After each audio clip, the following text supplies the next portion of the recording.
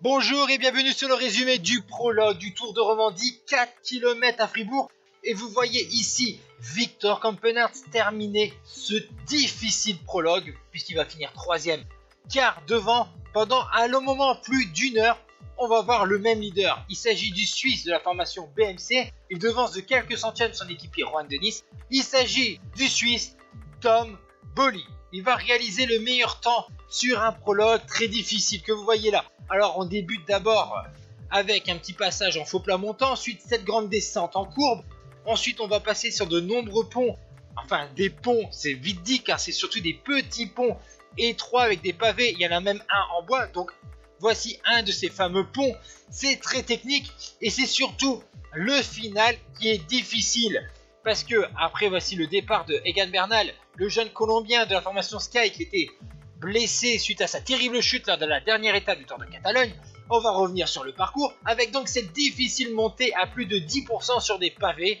Ensuite on va encore avoir un passage difficile après un virage à gauche. Ici c'est Sylvain Dillier, le deuxième de Paris-Roubaix derrière Peter Sagan qui prend le départ.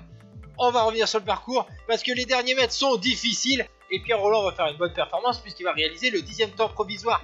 Les derniers mètres sont quand même à 8%.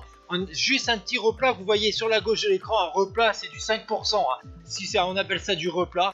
C'est un prologue technique et difficile, il va falloir avoir du punch. Et voici le jeune Colombien qui porte son maillot de champion national, puisqu'il a été champion de Colombie en début de saison, Egan Bernal. Ici, Sylvain Dillier qui va prendre la 14e place à 13 secondes de Boly. Voici donc le classement provisoire, parce qu'après il va rester encore certains favoris, à noter la bonne 6e place de Pierre Latour à 5 secondes devant Gorka Izagirre à 8. Et voici donc le difficile passage avec Enrico Gasparotto. Malheureusement pour lui, il va réaliser une performance en deçà de ce qu'on peut attendre d'un puncher comme lui, vu que c'est un spécialiste de l'Amstel Gold Race. Pour moi, c'était le grand favori, c'était Michael Matthews, 5ème de la Flèche Wallonne. Il a pété sur la roche au faucon, le leader australien, la team Sunweb. Autre favori, il s'agit de Primož Roglič, vainqueur du contre-la-montre finale du Tour de Romandie l'année dernière. Ici, c'est Geraint Thomas, lui son but sur ce type de prologue, essayer de perdre le moins de temps sur les autres prétendants au classement général. Et on va voir arriver Michael Matthews qui va réaliser le meilleur temps. Il a réussi à prendre le meilleur temps au temps intermédiaire après 2 km 500. Il a résisté dans le coup de cul sérieux du final pour passer de la basse ville à la haute ville de Fribourg. Michael Matthews réalise le meilleur temps. Boly va rester deuxième et Primož Roglič va terminer à 1 seconde et 20 centièmes de Michael Matthews en 3ème position. Ici, Geraint Thomas fait une performance plutôt correcte puisqu'il est 6ème à 6 secondes de Matthews. Johan Izagirre, prétendant au podium à la fin de la semaine, termine à 15 secondes. Et Richie Porte, le vainqueur sortant de ce Tour de Romandie avec son dossard numéro 1, lui qui a fait 2ème du Tour de Länder en début de saison, ensuite malade, il a du mal à retrouver la forme et ça se voit sur ce prologue.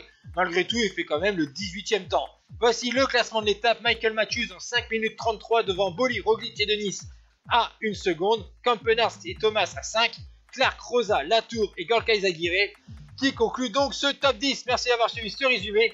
À demain pour une étape normalement bien difficile en Romandie avec une arrivée à Delémont. Ciao tout le monde.